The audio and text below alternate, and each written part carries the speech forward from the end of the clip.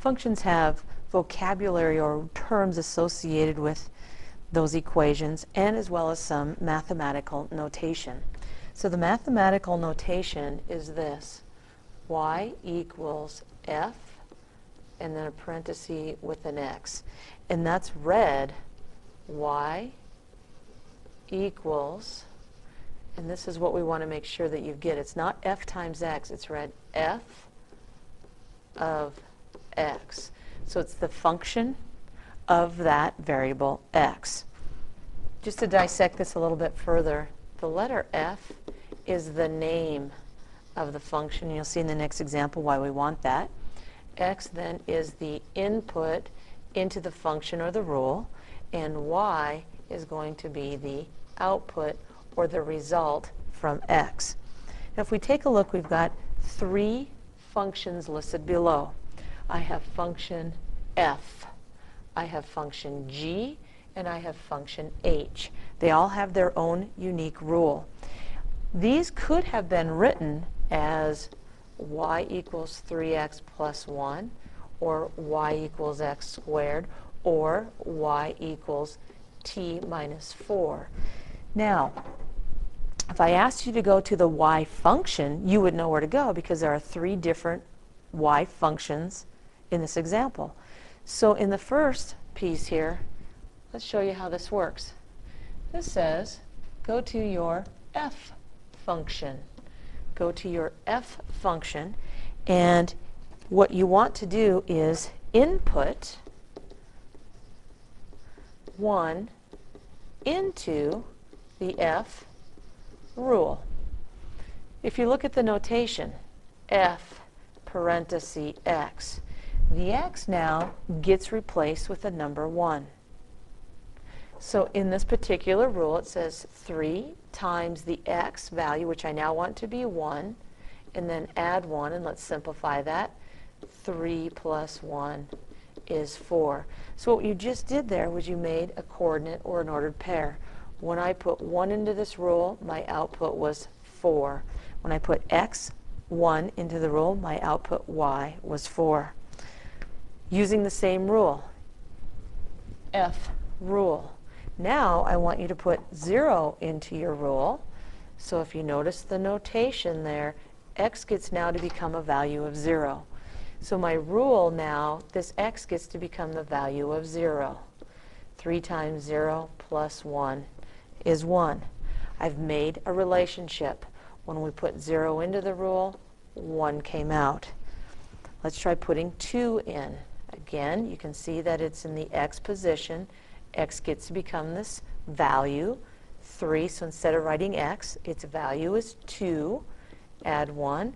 So 6 plus 1 is 7. So the relationship formed here was when 2 came in, 7 came out. Let's try negative 1. Again, it's in the x coordinate position. So when I take 3 times negative 1 and add 1, negative 3 plus 1, $3 in the hole, somebody gives me $1, my output is negative 2. In with negative 1, out came negative 2.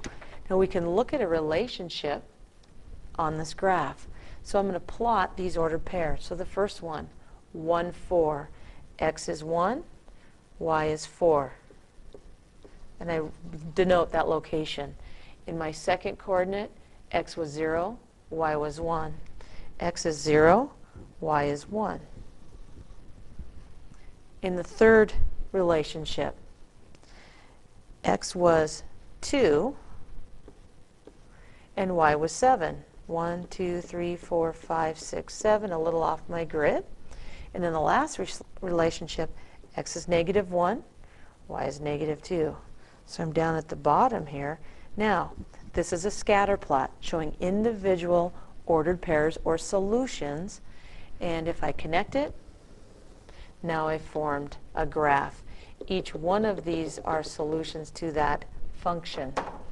Let's look at the next one. Now this is clearly stating, don't go to f function. Now you need to go to the g function. So in the g function, it says take whatever you put in there and square it. So it says take 1 squared, which is 1 times 1, or 1. put -1 in and square it, which means -1 times -1, which outputs, yes, a +1. Is it a function? Yes, it is. These are two distinct x coordinates. Put in a 2 and square it, which means 2 times 2, which is 4.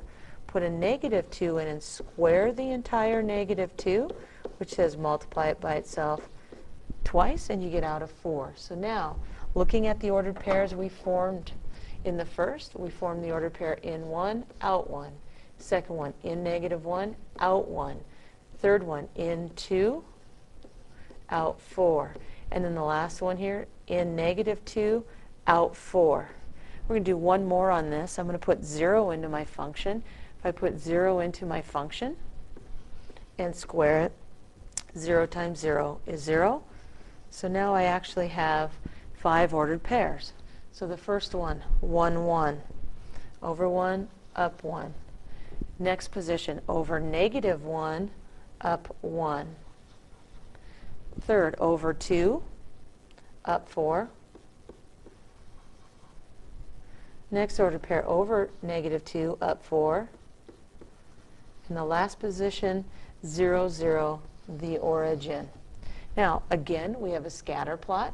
If I connect the scatter plot so I can find all solutions, if you notice, we have that U-shaped graph. It is a function. Every x inputted had its own unique y output. The last function has this different variable. It has this name h, but now it has a variable t.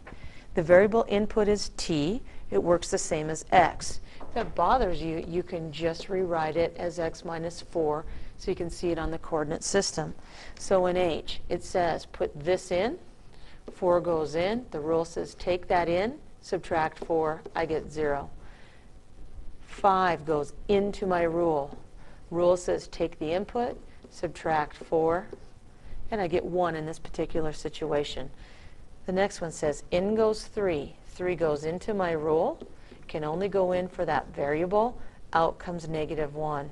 Lastly, put 0 into my rule. Subtract 4. No dollar, spend 4. You're in the hole. 4. We just formed some relationships. In 4, out 0. In 5, out 1. In 3, out -1. And lastly, in 0, out -4. So I have these 4 points in which to plot so I can see what the rule looks like.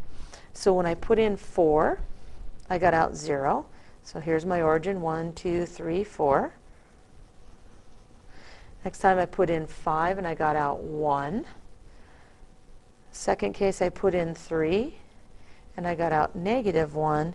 And lastly I put in 0 and got out 1, 2, 3, 4, negative. There's my scatter plot connecting them. Now I have a graph or a picture showing the relationship for every x I put in, the resulting y or output.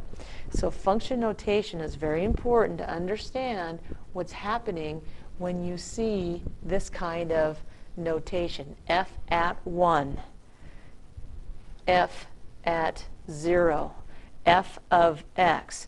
The x goes into the rule, whatever its name is, goes in for the variable x, replaces it with a number, and the result is the output or the result. It then forms this relationship between the input specifically and its unique output. Plotting those shows a scatter plot. Connecting the dots shows the graph.